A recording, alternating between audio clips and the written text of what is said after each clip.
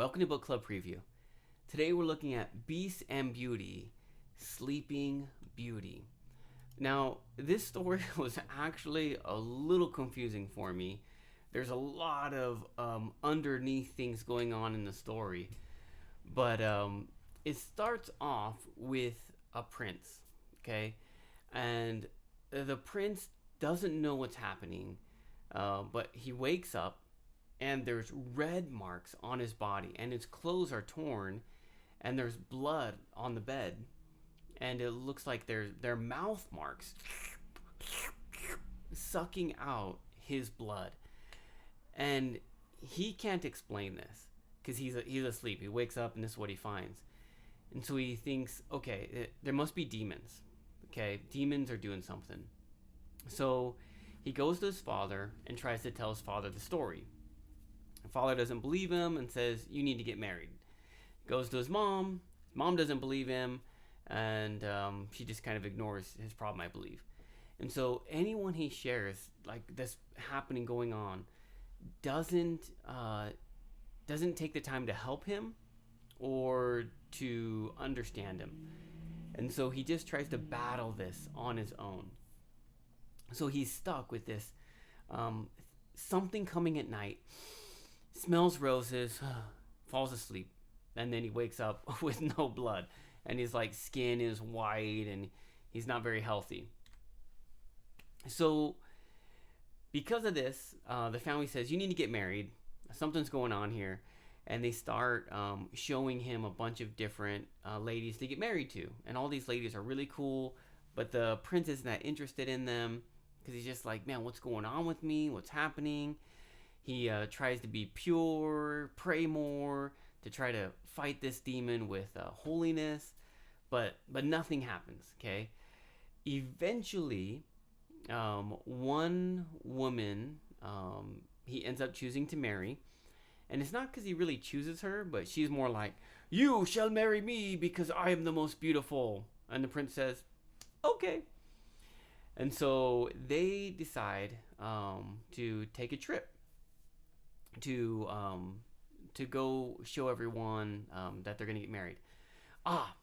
So this is important. Before this happens, the prince actually sets a trap for the demon, okay? So the prince puts like a bear trap on his chest while he's sleeping. And so for 2 nights, the demon doesn't come. And he sleeps in peace. No blood marks when he wakes up. But the 3rd night, he smells the roses and falls asleep. He wakes up, and he hears a scream. And there's a boy on top that's like white as the moon. And the boy's hand has been cut off by the trap. And then the boy runs off, and the blood is everywhere. And the boy has the hand, or the prince has the hand of the boy. Okay, whoa, this is weird. So then the prince feels better, and then people are like, oh, it's because he's seeing all these women, he's getting more strength, and then he ends up getting married. Okay. But a few days after this happens, the red marks come back again.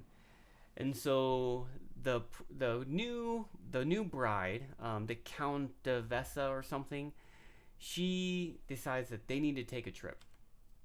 So they go on this trip, traveling all around the kingdom, eating great food, showing how happy they are. And the prince is really kind and he's really focused when that stuff happens. But he's not really that concerned with his bride. And he says, okay, look, we can go on this trip, but there's one thing. Whenever we go to a village, I want to meet the people that have no hand, and I want to give them some gold. She thinks that's a little weird, but she agrees to it.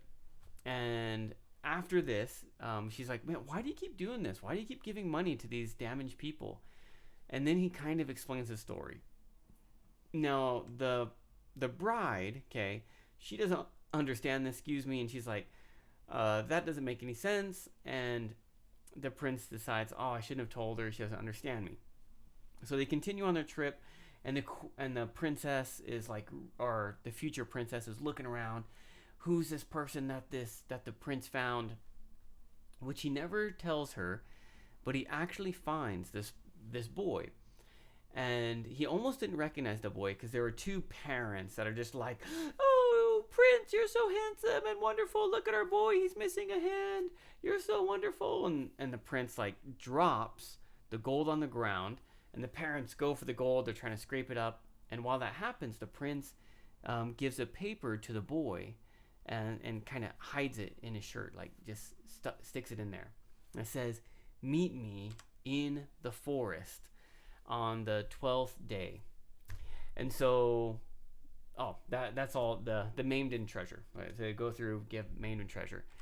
And the next few days, it's time for the prince's wedding. So he's getting married, everyone's having a great time. During this wedding, the prince leaves and goes to the forest, because in the letter it says, "Meet me in the forest on this day," which happens to be his wedding day. And the boy goes to the forest, the boy that's missing a hand, and the boy says, "Okay, kill me. You came here to kill me, right?" And the prince says, "No, I came to give you your lost hand back." And so the boy takes the lost hand, and it fits, and their shadows like become one or something, and they're kind of like one person, but not really. I don't know. And then there's a smell of roses or something, and the prince falls asleep, and then the boy drinks his blood again, and the prince goes back. But when he goes back, this time he's not like tired and like his blood drained, but he's like more alive and he's healthier.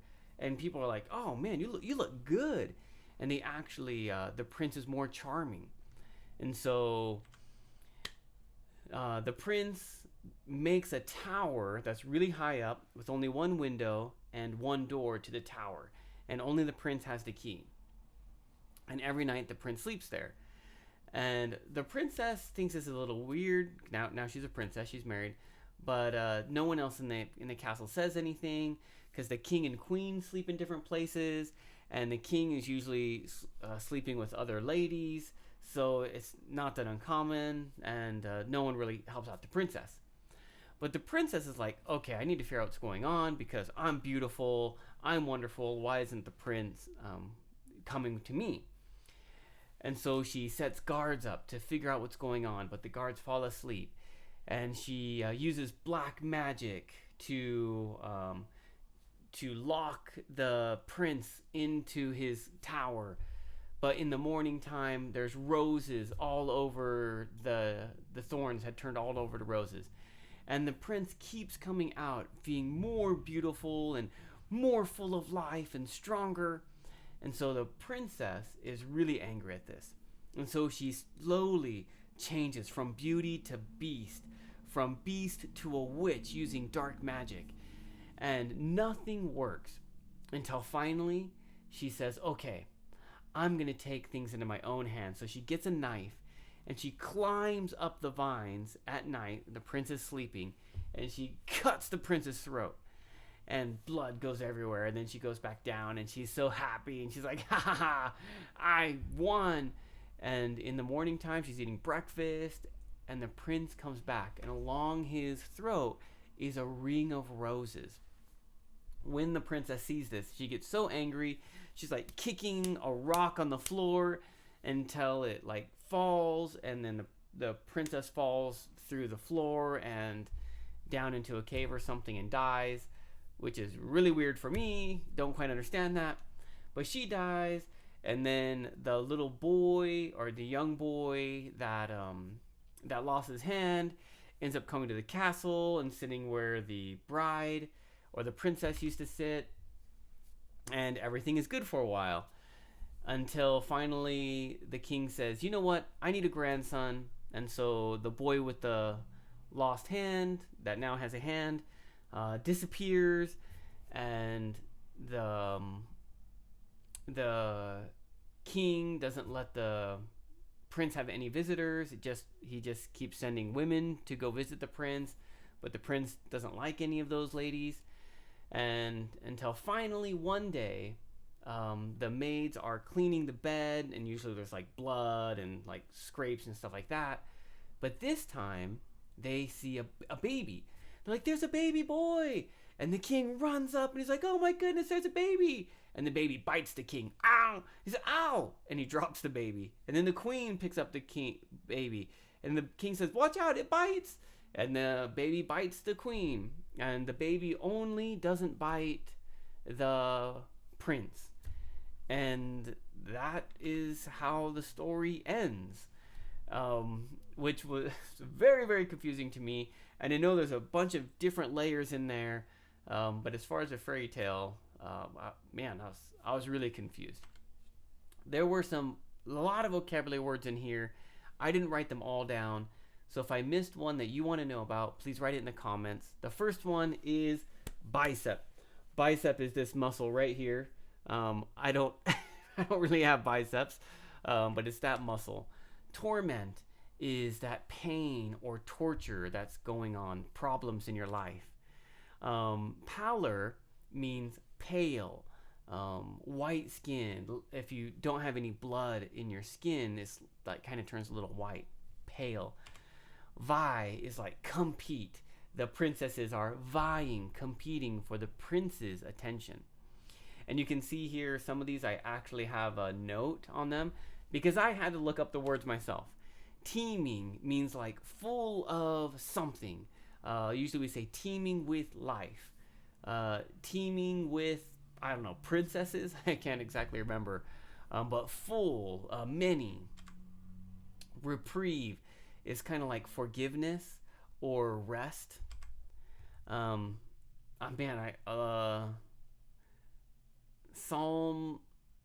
how is this pronounced? I had to look this one up because I didn't even know how to pronounce it.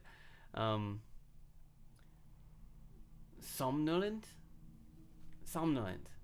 I can't remember. So sorry. I'll have to look it up when we meet. But it means sleepy. Sleepy or weary or, no energy or something. Rankled means bothered, annoyed. The princess becomes rankled as the prince doesn't give her much attention. And the last one here, I had to look this one up, also is obsequious. Okay, I've heard this one before, but obsequious, I had to still look it up. This is like loving someone so much that you just kind of serve them like a slave. I think of movie stars or music stars, and they're just like, oh my goodness, you're amazing. And if that movie star or music star asked you to do something, it's like, jump off this cliff, you'd say, okay, I love you so much. Ah! Okay, or whatever. That's kind of that feeling. You love or you flatter that person so much that you're almost like their slave. That leaves us with our discussion question. If there was some weird boy, creature, demon thing sucking your blood and you chopped off its hand, would you give the hand back? And of course, please make your own discussion question. That is all the time that we have for today. But thank you so much for joining me for this episode of Book Club Preview. I'll see you soon. Bye-bye.